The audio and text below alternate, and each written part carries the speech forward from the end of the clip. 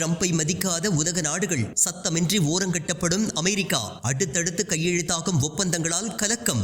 வர்த்தகத்தை ஆயுதமாக மாற்றி ட்ரம்ப் விடுத்து வரும் எச்சரிக்கைகளை கண்டுகொள்ள வேண்டிய அவசியமில்லை என்ற நிலைக்கு பல உலக நாடுகள் முன்னேறியுள்ளன. சீனாவுடன் வர்த்தக உறவில் ஈடுபட்டால் கடும் பின்விளைவுகளை எதிர்கொள்ள வேண்டியிருக்கும் என கனடாவிற்கு அமெரிக்கா எச்சரிக்கை விடுத்திருந்தது. இந்த சூழலில் சீனாவுடனான முக்கிய ஒப்பந்தத்தை இங்கிலாந்து இறுதி செய்துள்ளது. நீண்டகால பதற்றங்களை முடிவுக்கு கொண்டு வரும் வகையில் சீன அதிபர் ஜி ஜின்பிங் மற்றும் பிரதமர் லீ கியாங்கை இங்கிலாந்து பிரதமர் கெய்ர் ஸ்டார்மர் பீஜிங்கில் சந்தித்தார். மேற்கத்திய நட்பு நாடுகளிடையே அதிகரித்து வரும் புவிசார் அரசியல் பதற்றங்கள் இருந்த போதிலும் உலகளாவிய ஈடுபாட்டின் மூலம் பொருளாதார வளர்ச்சியை தொடர வேண்டும் என்ற இங்கிலாந்தின் இலக்கிற்கான சந்திப்பாக இது கருதப்படுகின்றது. இரு நாடுகளுக்கிடையே வர்த்தகத்தை அதிகரிப்பது, பயணத்தை எளிதாக்குவது மற்றும் ஒத்துழைப்பை விரிவுபடுத்துவது ஆகியவை குறித்த பேச்சுவார்த்தை நடத்தப்பட்டுள்ளது. அமெரிக்காவுடன் இணைய மறுத்தால் சீனா கனடாவை விழுங்கிவிடும். சீனாவுடன் எந்தவொரு ஒப்பந்தத்தை மேற்கொண்டாலும் கனடா நாட்டு பொருட்களுக்கு அதிக வரிகள் விதிக்கப்படும் என்ற ட்ரம்பின் எச்சரிக்கைகளுக்கு மத்தியில் இங்கிலாந்து இந்த ஒப்பந்தத்தை மேற்கொண்டுள்ளது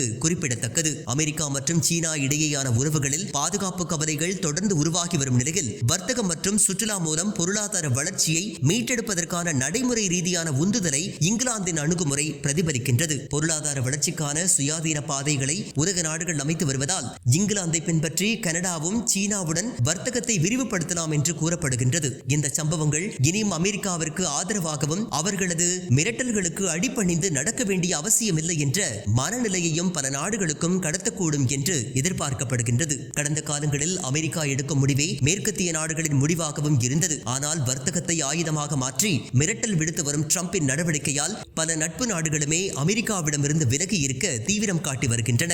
அதன் விளைவாக அதன் பரம எதிரியான சீனாவுடன் தங்களது வர்த்தக உறவை விரிவுபடுத்தி வருகின்றன. இந்த நடவடிக்கைகளானது வர்த்தகத்திற்காக இனியும் அமெரிக்காவை அதிக அளவில் சார்ந்திருக்க கூடாது என்ற உலக நாடுகளின் மனநிலையை பிரதிபலிக்கின்றது. மேலும் மேற்கத்திய நாடுகள் மீது அமெரிக்கா செலுத்தி வந்த ஆதிக்கம் தளர்ந்து வருவதையும் உணர முடிகின்றது.